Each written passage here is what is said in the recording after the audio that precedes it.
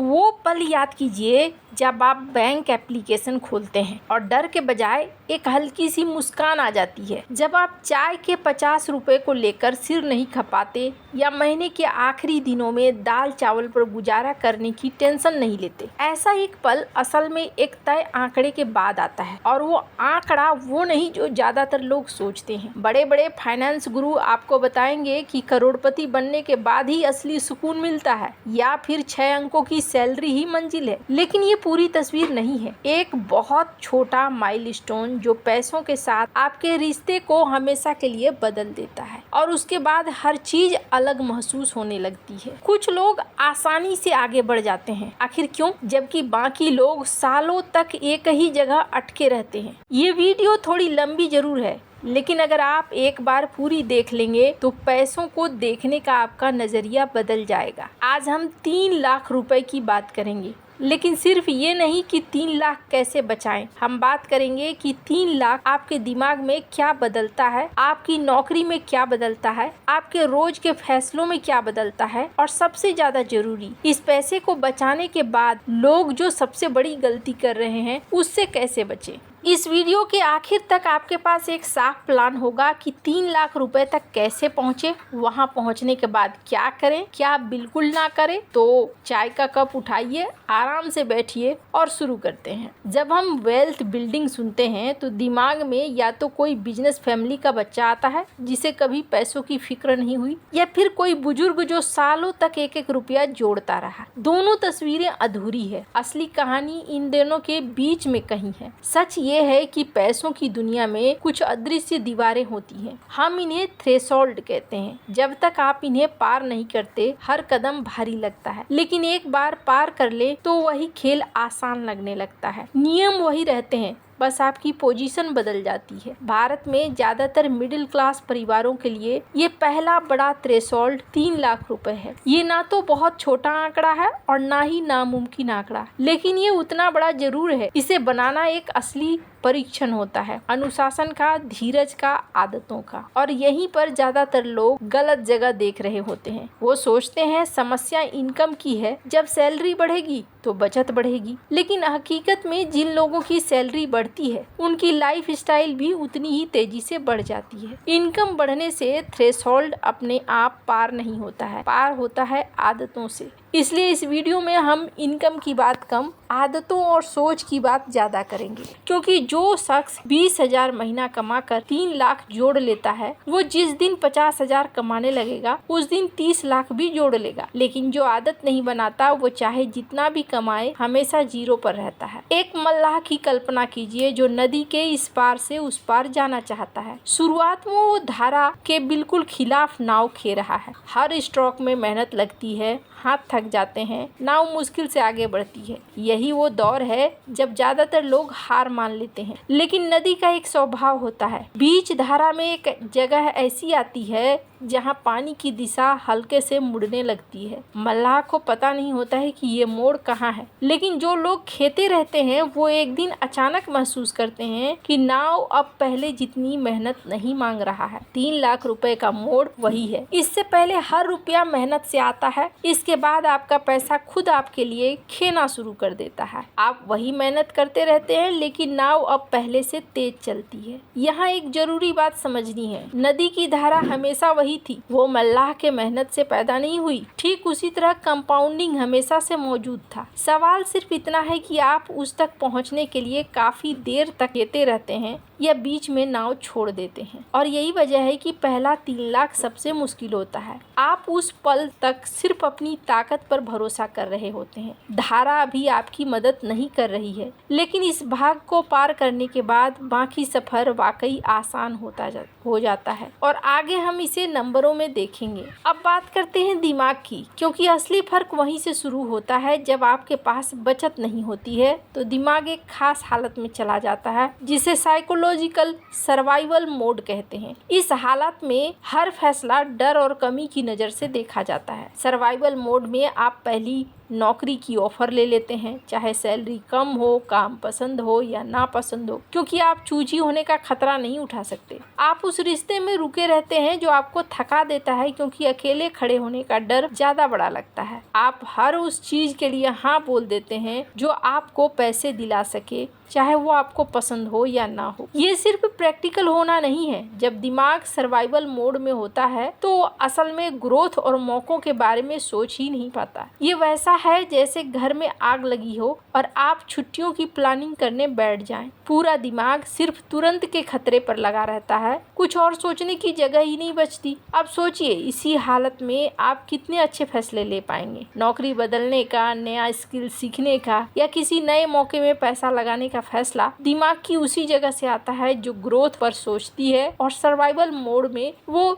जगह बंद पड़ी रहती है। लेकिन जैसे ही आप उस थ्रेशोल्ड को पार करते हैं, दरवाजा खुलने लगता है। अगली सैलरी तक कैसे टिंकू की जगह आप पूछने लगते हैं, इस पैसे को कैसे बढ़ाऊं। रिएक्टिव सोच की जगह प्रोएक्टिव सोच आ जाती है, और यही है असली बदलाव। एक रिसर्च बताती है सिर्फ 30,000 रुपए का एक छोटा इमरजेंसी फंड होने से ही फाइनेंशियल भलाई में करीब 21% का इजाफा हो जाता है। सोचिए, इतना पैसा तो एक वीकेंड ट्रिप पर या नए फोन पर आराम से खर्च कर देते हैं, फिर भी इतना बड़ा साइकोलॉजिकल फर्क पड़ता है। और जब आप 3 से 6 महीने के खर्चों जितना फंड बना लेते हैं तो ज्यादातर मिडिल क्लास परिवारों के लिए 3 लाख के आसपास होता है, तो भलाई में और 13% का इजाफा हो जाता है। जब आपके दिमाग के पास सोचने की जगह सिर्फ बचाव की नहीं है। अब चलिए नंबरों पर आते हैं, क्योंकि यही हिस्सा है जो सबसे ज्यादा मोटिवेट करता है। मान लीजिए आप हर महीने 15,000 रुपए की SIP करते हैं, यानी एक साल में 1,80,000। अगर आपको 8% सालाना रिटर्न मिले तो सिर्फ बचत में कोई बड़ी बात नहीं लगती है ना। लेकिन यहाँ कंपाउंडिंग का पहला असर दिखता है। शुद्ध बचत से 3 लाख तक पहुँचने में 20 महीने लगते हैं, लेकिन 8% का रिटर्न जुड़ने से ये समय घटकर लगभग 19 महीने रह जाता है। एक महीना कम छोटा लगता है, लेकिन ये शुरुआत। 19 महीने का मतलब है 1.5 साल का लगातार अनुशासन। हर महीने 15,000 अलग रखना, चाहे कोई शादी में जाना हो, कोई फेस्टिवल में जाए या दोस्त नई गाड़ी दिखाकर आपका मन डगमगा दे। ये आसान बिल्कुल नहीं है, और यही वजह है कि ज्यादातर लोग बीच में ही रुक जाते हैं। लेकिन जो लोग टिके रहते हैं उसके लिए अगला हिस्सा हैरान करने वाला होता है। दूसरा 3 लाख 19 महीने में नहीं बल्कि सिर्फ 17 महीने में बन जाता है। क्योंकि अब आपका पहला 3 लाख भी हर महीने अपना रिटर्न खुद बना रहा है, आपके 15,000 के साथ मिलकर। आपने बिल्कुल वही मेहनत की, हर महीने उतना ही पैसा डाला, उतना ही रिस्क लिया, फिर भी 2 महीने कम लगे, सिर्फ इसलिए क्योंकि आपके पास पहले से ज्यादा पैसा आपके लिए काम कर रहा है। यही कंपाउंड इंटरेस्ट असली ताकत है, और यहीं से मजा शुरू होता है। तीसरे दिन 3 लाख तक पहुंचने में समय और घटता है, चौथे में और भी कम। हर बार आपका पैसा मेहनत का बड़ा हिस्सा खुद संभालने लगता है, जबकि आपकी मेहनत यानी वो 15,000 महीने की बिल्कुल वही रहती है। ये पैटर्न रुकता नहीं है बल्कि तेज होता जाता है, और जब आपका कुल पोर्टफोलियो 60 लाख रुपए तक पहुंच जाता है तो अगला 3 लाख सिर्फ 5 महीने में बन जाता है। जिस रकम को बनाने में शुरुआत में लगभग 2 साल लग गए थे, अब वो लगभग ऑटोमेटिकली बिना किसी नए फैसले के आपकी इन्वेस्टमेंट बन जाती है। और यहाँ कोई सीक्रेट इन्वेस्टमेंट की दुनिया नहीं है। आप वही निफ्टी 50 इंडेक्स फंड इस्तेमाल कर सकते हैं जो कोई भी इस्तेमाल कर रहा है, वही SIP अकाउंट, वही ब्रोकरेज ऐप। फर्क सिर्फ स्केल का है, और वो स्केल छोटे परसेंटेज को असली महसूस होने वाली रकम में बदल देता है। मैं आपको 2 लोगों की कहानी बताती हूँ। रोहित, सान्या, दोनों की सैलरी लगभग बराबर थी। दोनों की शुरुआत में लगभग एक ही समय हुई थी, लेकिन 3 साल बाद उनकी जिंदगी बिल्कुल अलग खड़ी थी। फर्क सैलरी का नहीं, फर्क आदतों का था। रोहित ने पहले महीने से ही एक सिस्टम बना लिया। सैलरी आते ही 15,000 रुपए का SIP ऑटो डेबिट लगा दिया। बाकी पैसे में वो जिंदगी जीता था। उसे कभी सोचना नहीं पड़ता था कि क्या इस महीने बचाऊं या नहीं, फैसला पहले ही हो चुका था। सान्या का प्लान भी वैसा ही था कागज पर, लेकिन एसआईपी ऑटोमेट नहीं किया। ये सोचकर जो बचेगा वो निवेश कर दूंगी। महीने के आखिर में हमेशा कुछ न कुछ आ जाता, कभी दोस्त की बर्थडे पार्टी, कभी सेल में डिस्काउंट, कभी नया गैजेट। बचत हमेशा अगले महीने पर टल जाती। 1 साल बाद रोहित के पास 1,80,000 से ज्यादा जमा थे प्लस रिटर्न। सान्या के पास कुल 50,000 भी नहीं थे, क्योंकि जो भी पैसा बचा वो कभी न कभी किसी छोटी जरूरत में चला गया। दोनों की सैलरी स्लिप एक जैसी थी, सिर्फ सिस्टम अलग था। दूसरे साल में फर्क और बड़ा हो गया। रोहित का पहला 3,19,000 महीने में बन चुका था और अब कंपाउंडिंग उसके लिए काम कर रहा था। सान्या अब भी 0 से शुरुआत करने की सोच रही थी। हर बार खुद से वादा कर रही थी अगले महीने पक्का शुरू करूंगी। तीसरे साल तक रोहित के पास सिर्फ पैसा ही नहीं था, उसके पास ऑप्शंस थे। उसने अपनी नौकरी में एक रिस्क ली, सही फैसला लिया, एक नई टीम में शिफ्ट होना जो लंबे समय से बेहतर थी। भले ही शुरुआत में थोड़ा कम पैकेज हो, उसे डर नहीं लगा क्योंकि उसके पास बैकअप था। सान्या के पास वही मौका आया, लेकिन उसने मना कर दिया क्योंकि उसके पास कोई बैकअप नहीं था और रिस्क लेने की गुंजाइश नहीं थी। उसकी काबिलियत रोहित से कम नहीं थी, बस उसके पास वो फाइनेंशियल कुशन नहीं थे जो फैसले लेने की आजादी देता है। ये कहानी किसी को नीचा दिखाने के लिए नहीं है। सान्या की जगह हम सब में से कोई भी हो सकता है। बात सिर्फ इतनी है कि जो सिस्टम पहले दिन से बन जाता है वो बाद में मुश्किल फैसलों को आसान बना देता है। और यही आज की इस वीडियो का सबसे बड़ा सबक है। अब बात करते हैं उस बदलाव की जो सिर्फ बैंक बैलेंस में नहीं, आपकी पहचान में होता है। जब आप 0 से 3 लाख रुपए तक पहुंचते हैं तो आपने खुद को साबित कर दिया कि आप पैसे को कंट्रोल कर सकते हैं। पैसा आपको कंट्रोल नहीं करता है। 3 लाख बचाने से पहले 50 रुपए की कॉफी पर भी दिमाग में हिसाब चलता है, आज पीऊं या नहीं। इसके बाद ये सवाल गायब हो जाता है क्योंकि आपकी बड़ी प्राथमिकताएं तय हो चुकी है। छोटी चीजों पर एनर्जी बर्बाद करना बंद हो जाता है। यहाँ एक जरूरी सोच समझनी है। जो लोग पैसे को लेकर परेशान रहते हैं वो अक्सर गलत जगह एनर्जी लगाते हैं। ब्रांडेड आटा या लोकल, ऑटो या कैब, जनरल दवा या ब्रांडेड दवा, ये फैसले साल भर में 1,000-2,000 का फर्क डालते हैं, लेकिन असली फर्क कहीं और पड़ता है। असली फर्क पड़ता है कहाँ रहते हैं, कितने बड़े घर के लिए ईएमआई ले रहे हैं, कौन सी गाड़ी चुन रहे हैं, कितना नियमित रूप से इन्वेस्ट कर रहे हैं। ये 4 फैसले सालों में आपके नेटवर्थ में लाखों का फर्क डाल सकते हैं, जबकि चाय कॉफी वाले फैसले मुश्किल से कुछ हजार का। इसका मतलब ये नहीं है कि छोटी बचत बेकार है, लेकिन जब आपका दिमाग हर दिन 100 छोटे फैसलों पर उलझा रहता है तो उसके पास बड़े 4 फैसले सोचने की एनर्जी नहीं बचती। 3 लाख का माइलस्टोन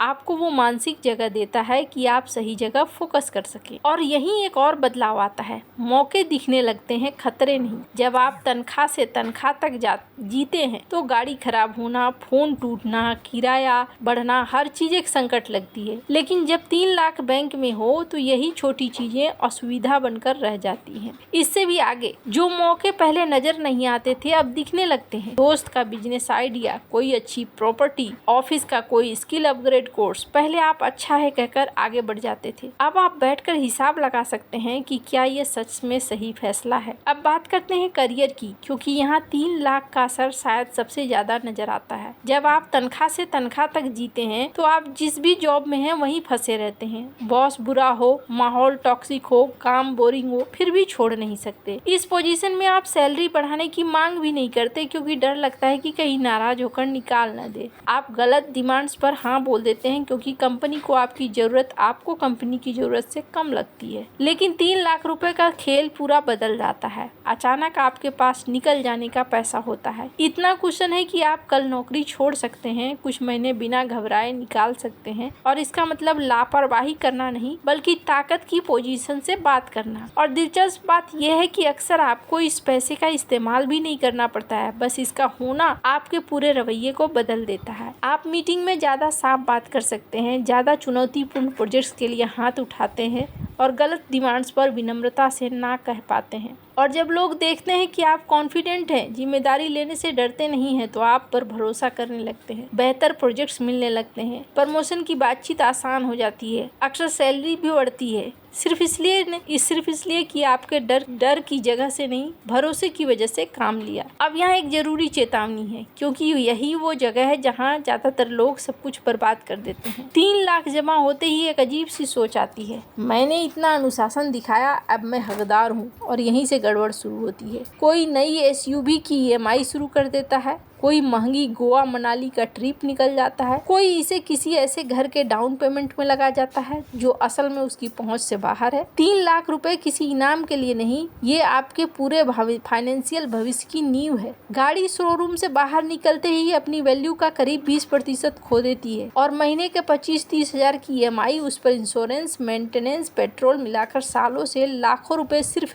एक गाड़ी पर चले जाते हैं। हर साल और कम कीमत की होती जाती है। वहीं पैसा अगर SIP में डाला जाए तो वर्षों में कई गुना बढ़ा सकते हैं। इसका मतलब ये नहीं है कि गाड़ी कभी मत लीजिए, इसका मतलब है पहले फाउंडेशन बनाइए, फिर गाड़ी खरीदारी कीजिए। अपने नेटवर्थ के हिसाब से चुनिए, न कि EMI की मंथली किस्त के हिसाब से। सोशल प्रेशर भी यहाँ एक बड़ा रोल निभाता है। रिश्तेदार पूछते हैं गाड़ी कब ले रहे हो, दोस्त नई खरीदारी दिखाते हैं। असली आजादी दिखावे में नहीं, बैलेंस शीट में होती है। और अब सवाल, करें क्या? चलिए इसे 5 सीधे कदमों से जोड़ते हैं ताकि सिर्फ मोटिवेशन न रहे बल्कि आज से अमल में लाया जा सके। पहला कदम, अपने महीने के जरूरी खर्च का हिसाब लगाइए। किराया, राशन, बिल, ट्रांसपोर्ट, इसके 3 से 6 गुना ही आपकी असली इमरजेंसी फंड टारगेट है। ज्यादातर लोगों के लिए ये 3 लाख के आसपास आती है। दूसरा कदम, SIP को ऑटोमेट कीजिए। सैलरी आते ही पहले दिन अलग खाते में SIP में चला जाए, बाकी पैसे जिंदगी जिए जैसे रोहित ने किया। फैसला एक बार लीजिए, फिर हर महीने उस पर सोचना न पड़े। तीसरा कदम, बड़े फैसलों पर फोकस कीजिए, छोटे फैसलों पर एनर्जी बचाइए। घर, गाड़ी और इन्वेस्टमेंट रेशियो, इन 3 चीजों पर सोच समझकर फैसला लीजिए। चाय कॉफी पर बहस में समय बर्बाद मत कीजिए। चौथा कदम, जब 3 लाख बन जाए तो उसे छूने का मन न करे, इसके लिए उसे एक हाई इंटरेस्ट सेविंग अकाउंट्स में रखिए, अपने रोज के खर्च वाले अकाउंट से दूर, आंख से दूर, मन से भी थोड़ा दूर। और 5वां सबसे जरूरी कदम, जब ये माइलस्टोन आ जाए तो उसे सेलिब्रेट कीजिए, लेकिन तोड़िए मत। इसे अगले माइलस्टोन की नींव बनने दीजिए। यही वो फर्क है जो रोहित जैसे लोगों को सालों बाद असली आजादी तक पहुंचाता है। 3 लाख रुपए आपको रातों रात अमीर नहीं बनाएंगे, लेकिन यह आपके पैसों और मौकों को देखने के नजरिए को बदल देंगे। ये सरवाइव करने और असल में आगे बढ़ने के बीच का फर्क है। ये रिये करने और अपनी जिंदगी को खुद डिजाइन करने के बीच का फर्क है। आज से ही ये फाउंडेशन बनाना शुरू कीजिए, चाहे शुरुआत छोटी ही क्यों न हो, क्योंकि आपका आने वाला कल आज के लिए गए फैसले का इंतजार कर रहा है। और भरोसा रखिए, वो आपका शुक्रिया जरूर अदा करेगा।